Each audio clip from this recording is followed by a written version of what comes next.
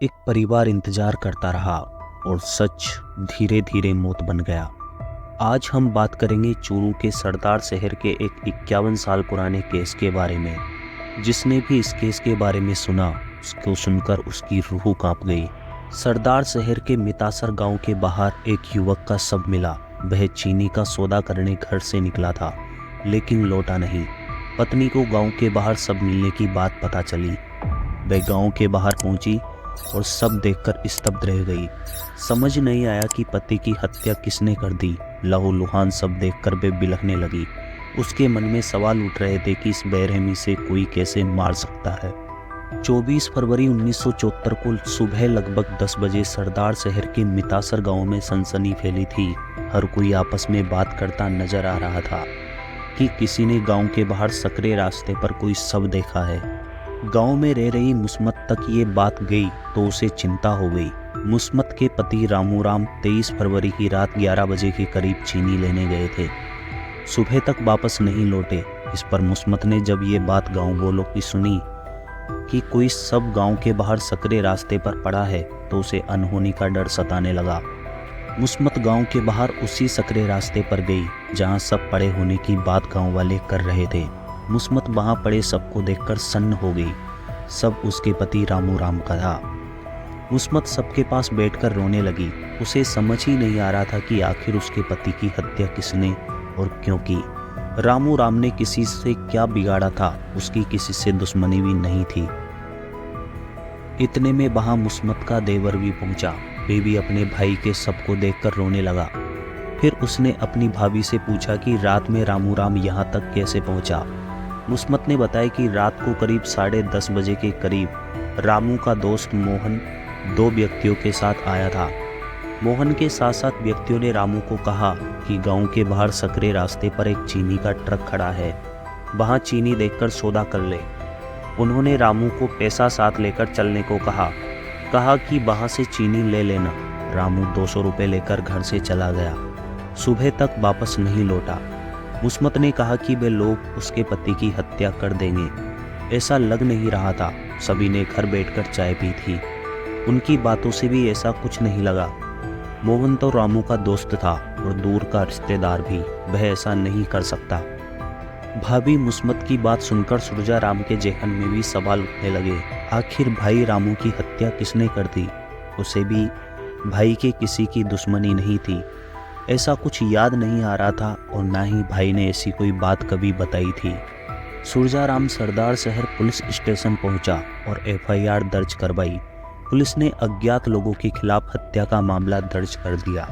उन लोगों की तलाश में शुरू की जो रात के रामू के घर गए थे। पुलिस पहले पूछताछ के लिए मोहन के पास पहुंची। वह घर पर नहीं मिला। उसकी तलाश की तो वह 28 फरवरी को बालमुकुंद, दुलीचंद, यासीन व बलवीर के साथ मिला। पुलिस ने सबके आधार पर सभी को हिरासत में ले लिया। क्या वही लोग रामू की हत्या के जिम्मेदार थे? अगर हाँ, तो हत्या की क्या वजह रही होगी? पांचों से पुलिस से सख्ती से पूछताछ करती है तो वे हत्या की बात कबूल कर लेते हैं। हत्यारों की निशानदेही पर पुलिस वारदात में इस्तेमाल हथियार बरामद कर लेती है। 4 मार्च को सभी हत्यारों की शिनाख्त परेड करवाई जाती है, जिसमें रामू राम की पत्नी मुस्मत उनको पहचान लेती है। पुलिस जांच में सामने आता है कि रामू राम की हत्या की साजिश उसके ही दोस्त मोहन ने रची थी। उसी ने धारदार हथियार से रामू राम पर हमला किया। एक हत्यारा बालमुकुंद सरकारी गवाह बनने को तैयार हो जाता है। बयान में बालमुकुंद ने बताया कि हत्या से 1 महीने पहले जनवरी में वे मोहन पिक पार्क में बैठे थे और सभी ने मिलकर डकैती का प्लान किया। मोहन ने बताया कि मितासर गांव निवासी उसके दोस्त व रिश्तेदार रामू राम के पास खूब पैसा और चांदी है। मोहन ने रामू राम से पैसा लूटने व हत्या का प्लान किया। 20 फरवरी 1974 को शिवरात्रि के दिन मोहन, दुलीचंद, बालमुकुंद और बलवीर, रंजन और कमल सभी जॉनसन बल्ब की बैटरी स्थित कमल भौमिक के कमरे में राजू सोनी की शादी का जश्न मना रहे थे। सभी ने शराब पी थी। राजू सोनी ने भी ज्यादा पी रखी थी। वह रूम पर ही रुका, लेकिन मोहन, यासीन, दुली और बालमुकुंद और बलवीर ने कमरे से बाहर निकले और मितासर जाकर मोहन के दोस्त रामू राम को मारने का प्लान किया। सभी नशे में थे। फैक्ट्री के बाहर आए तो एक कार पड़ी थी। उसे स्टार्ट करने की कोशिश की। उस समय वहां से गुजर रहे एक व्यक्ति को लूटने की कोशिश की, लेकिन उसके पास से कुछ नहीं मिला। करीब 1 घंटे यहाँ वहाँ घूमने के बाद बालमुकुंद और यासीन अपने घर चले गए। मोहन, बलवीर व दुलीचंद रामू के घर गए। रामू की पत्नी ने तीनों को चाय पिलाई। ऐसे में उन्होंने रामू के घर में लूट नहीं की और ये कहकर आए कि 1-2 दिन में चीनी का ट्रक आने वाला है, उसका सौदा करना है, पैसा तैयार रखना।